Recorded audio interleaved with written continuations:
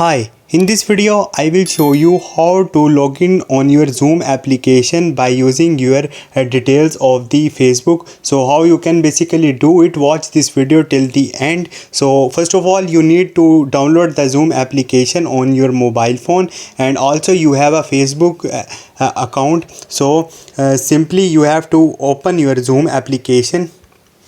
It's loading.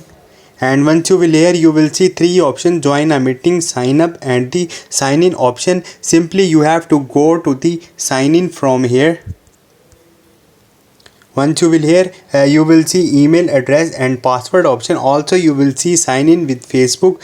Simply you have to tap on the sign in with Facebook, and it will connect Zoom with your Facebook account. You just have to give your Facebook details here by tapping on it.